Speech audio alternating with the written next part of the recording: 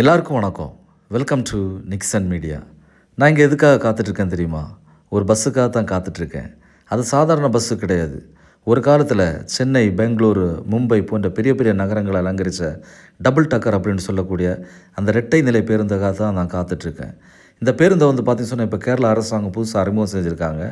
இது திருவனந்தபுரம் வரக்கூடிய சுற்றுலா பயணிகளுக்கு மிகவும் பயனுள்ளதாக இருக்கும். காரணம், இந்த பேருந்தில் பயணம் செஞ்சால் நம்ம திருவனந்தபுரம் சிட்டியில் இருக்கக்கூடிய ஒட்டுமொத்த அழகை நம்மளால் ரசிக்க முடியும். நான் இன்றைக்கி இந்த பஸ்ஸில் பயணம் செஞ்சேன். ஒரு அழகான மறக்க முடியாத ஒரு பயணமாக அது அமைஞ்சது. இந்த பேருந்தில் நான் மட்டும் இல்லைங்க, கேரளாவினுடைய கோட்டை மாவட்டத்திலிருந்து ஏராளமான பள்ளி மாணவர்கள்லாம் வந்திருந்தாங்க. அவங்க கூட பயணம் செஞ்சது ஒரு மறக்க முடியாத ஒரு அனுபவமாக இருந்தது. இந்த பஸ்ஸில் பார்த்திங்கன்னு சொன்னால் நான் நைட்டு 7 மணிக்கு போகக்கூடிய ட்ரிப்பில் ஏறினேன். பகலை விடைக்கும் நைட்டில் சிட்டியை பார்க்குறது ரொம்ப அழகாக இருந்தது. அதனால தான் நான் நைட்டை சூஸ் பண்ணேன். இந்த பஸ் பார்த்திங்கன்னு சொன்னால் திருவனந்தபுரம் சிட்டியில் இருக்கக்கூடிய சில முக்கியமான சுற்றுலாத்தலங்களை கடந்து தான் போகும். ஒவ்வொரு முக்கியமான இடம் வரும்போதும் கண்டக்டர் மைக்கில் அனௌன்ஸ் பண்ணுவார். அது ரொம்ப பயனுள்ளதாக இருந்தது. போகிற வழியில் பார்த்திங்கன்னு சொன்னால் நிறைய முக்கியமான வழிபாட்டு தலங்களை எல்லாம் நம்மளால் பார்க்க முடிஞ்சுது. முதல்ல பத்மநாப சுவாமி கோயிலோட முன்னாடி போய் அப்படியே பாளையம் அப்படிங்கிற ஒரு இடத்துல இருக்கக்கூடிய அந்த ஹிந்து, கிறிஸ்டின், முஸ்லீம் அந்த ஆலயங்களை எல்லாம் நம்ம பார்க்க முடிஞ்சுது.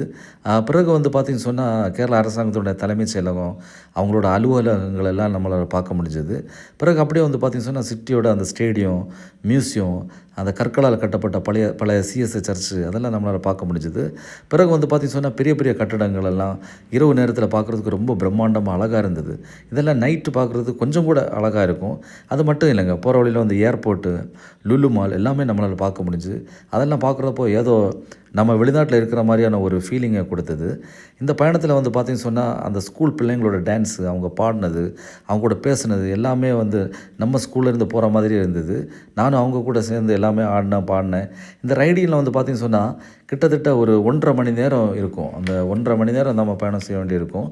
இது ஒரு மறக்க முடியாத அனுபவம். நீங்கள் அந்த பஸ்ஸில் பயணம் செய்யணும்னு சொன்னால் ஆன்லைனில் தான் டிக்கெட் புக் பண்ணணும். நேரடியாக டிக்கெட் கிடைக்காது. இந்த பஸ் சர்வீஸ் பார்த்திங்கன்னு சொன்னால் எல்லா நாட்களும் இருக்கும். இந்த பஸ் பார்த்திங்கன்னு சொன்னால் ஈஸ்ட் ரோட்டில் இருக்கக்கூடிய டிப்போலேருந்து ஆரம்பித்து மறுபடியும் அதே டிப்போவில் தான் சேரும்.